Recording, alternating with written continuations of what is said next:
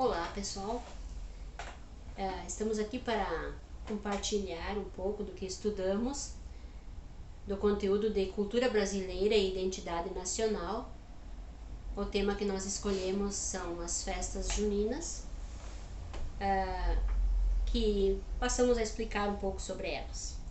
Tradicionalmente, as festas juninas começam no dia 12 de junho, véspera do dia de Santo Antônio, e encerram no dia 29 de junho, dia de São Pedro. Já nos dias 23 e 24 é celebrado o dia de São João. E esses três santos populares que são lembrados no mês de junho, ou seja, Santo Antônio, São Pedro e São João.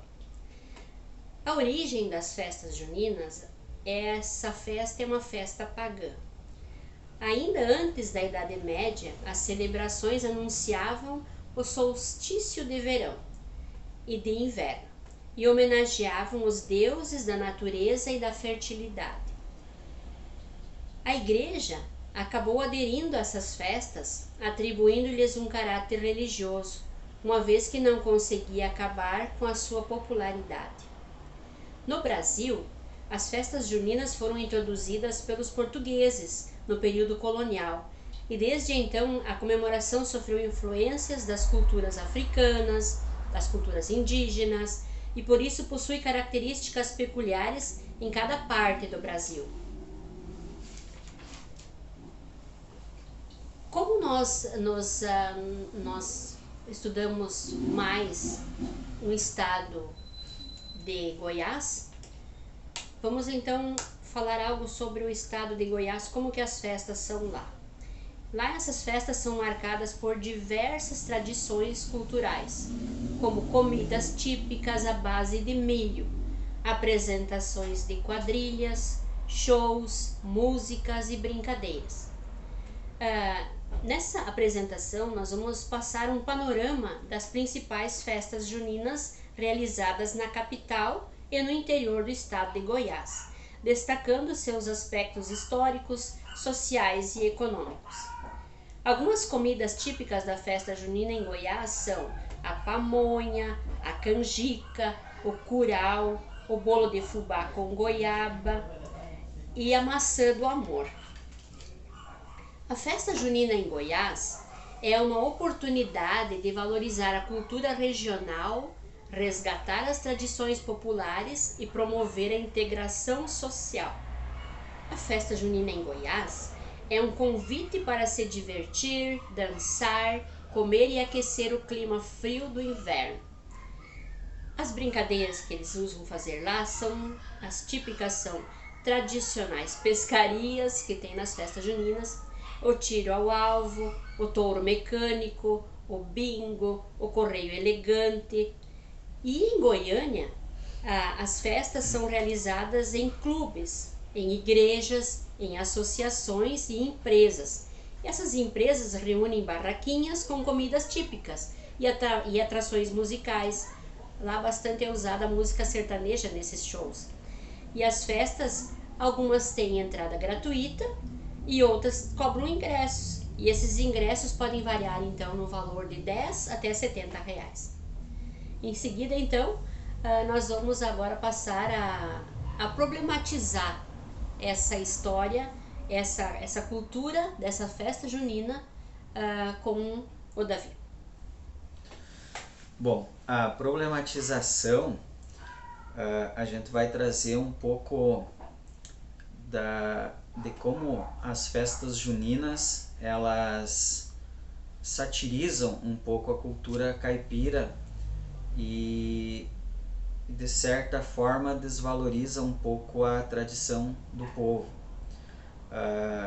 E agora que a gente conheceu a história contada sobre essa cultura, vamos problematizar a questão do porquê o caipira das festas juninas é tão satirizado. Por que ele é tão gozado nas suas festas, nas suas danças, e por que ele é tão ridicularizado em sua maneira de ser e de agir. E no Brasil, não é somente a cultura caipira que é ridicularizado, se fizermos, uma analogia à mulher no carnaval, ela é comercializada e vendida aos turistas estrangeiros como se fosse vender um prato de feijoada no galpão da escola de samba. Porque o exterior precisa ver o Brasil como um circo, um coliseu, aonde eles vêm rir e usufruir da cultura do nosso povo. A gente vê o turismo do carnaval muito forte, principalmente no Rio de Janeiro e São Paulo, aonde a maioria vem para zoar, para festa mesmo, né? E a gente vê muito no povo brasileiro, as pessoas que participam desses eventos do carnaval, a vulgarização dessa cultura. E pro turista tido como um produto. E qual orgulho em ser o país do carnaval, onde este é uma orgia cultural, até rimou. Qual orgulho de se referir à cultura caipira como um bando de jecas e bocós. Então a gente tem a cultura caipira, como eu coloquei no começo, tido como uma zoeira, né? Como tu tem que rir e gozar daquele povo. Ele tem que ser desdentado, ele tem que ser com a roupa toda remendada, toda colorida, toda desajeitada, toda sem estilo. Por que tem que ser assim? O caipira é mesmo assim? O carnaval é mesmo uma prostituição, um verdadeiro festival da carne mesmo, com o próprio nome diz, né? Está sendo vendido a carne. Precisa ser assim?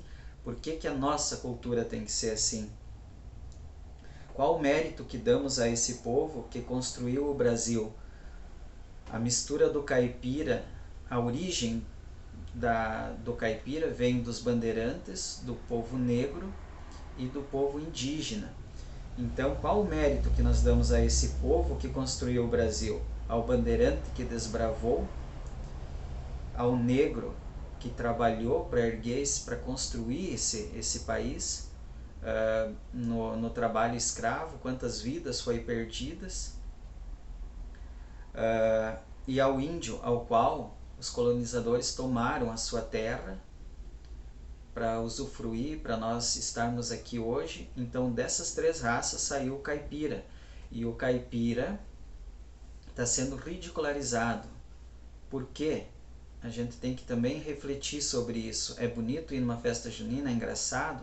É, mas o que isso traz inconscientemente a uma cultura? A gente tem no nosso trabalho aqui algumas imagens onde faz uma comparação entre o caipira brasileiro, o caipira americano dos Estados Unidos, né? Onde a gente vê uma diferença entre roupas e comportamento. Também nós temos aqui imagens do carnaval do Rio de Janeiro, onde um bloco saiu com pessoas nuas imitando orgias no carro, isso exposto a famílias, né? Se alguém vai levar a criança junto, claro que poucos vão levar porque já sabem, mas se tem, já tem essa imagem exposta. E daí a gente tem também um comparativo com o Carnaval de Veneza, onde é tudo, as pessoas já estão com roupas mais decentes, com máscara, não se expõe à nudez, não se comercializa a carne do povo veneziano, que nem se comercializa no Brasil. Um carnaval diferente, onde se valoriza uma cultura. E por isso que a cultura europeia é mais imponente perante a cultura brasileira. Comparação entre as festas caipiras brasileiras e americanas, brasileiras e venezianas. Então, como eu coloquei antes das comparação das imagens. Até quando iremos rir de nós mesmos? Iremos reprimir o nosso orgulho como nação, zombando de nós mesmos, fazendo malabarismo para sobreviver com um nariz de palhaço, entretendo o mundo e chorando por dentro. Até quando seremos a colônia da Europa? O povo brasileiro precisa se livrar das correntes culturais que o senhor da Casa Grande, Marquês de Pombal, nos prendeu ao proibir o ensino jesuíta no Brasil, o qual baseava-se em virtudes e valores cristãos, e nas letras, como o ensino de línguas e bastante literatura. Com a reforma pombalina, desestabilizou a organização educacional já consolidada, que gerou um retrocesso educacional no Brasil. Tudo porque o sistema jesuíta representava uma ameaça ao governo. Então, em 28 de junho de 1759, o Marquês do Pombal mandou acabar com a escola dos jesuítas e criou as aulas régias de latim e grego. E aí vamos nos perguntar, por que ensinar outras culturas e deixar de lado a nossa? Por que nós temos que estudar a cultura de outros países e não a nossa, conhecer a nossa a fundo e valorizar ela? Em 1771, a educação brasileira passa a ser controlada pelo Estado. Aí podemos refletir qual o interesse do Estado em ter um povo culto, estudando e conhecedor de seus direitos. Para controle, é melhor um povo analfabeto, mas não só analfabeto de letra, como também de cultura. Então o Estado, para poder dominar o povo, como isso acontece até hoje, não é interessante passar a educação para os alunos, passar a educação, um ensino melhor numa própria faculdade. Por que hoje a gente tem que estudar livros de 1940, 1980, 70, 60, sendo que se hoje nós formos para uma sala de aula, nós vamos ter crianças com uma mentalidade totalmente diferente? Será que estão nos preparando para sermos professores compatíveis com essa nossa geração? Então, qual o interesse do Estado em nos capacitar, nos educar para valorizar a nossa cultura, o nosso aprendizado e o nosso futuro, que são as crianças? Para o controle é melhor um povo analfabeto, mas não só de letra, como também de cultura, assim como eu falei. Então é bom para o colonizador que seu povo seja ridicularizado, pois no seu íntimo ele ficará dependente de outra cultura superior, assim como a humanidade precisa de um intermediário para chegar até Deus. Então, a gente precisa de uma cultura superior para a gente poder existir, sendo que nós poderíamos valorizar e existir por nós mesmos. E valorizar a nossa. Vamos nos livrar do Medê, que foi herança do ensino pombalino, e vamos afirmar com convicção o Dei-me. Vamos deixar de ser passivo do por favor me dê, por favor ajude o país, por favor me ajude. Vamos falar o Dei-me, vamos se impor como cultura. Dei-me, a minha cultura é boa, a minha cultura é valorizada.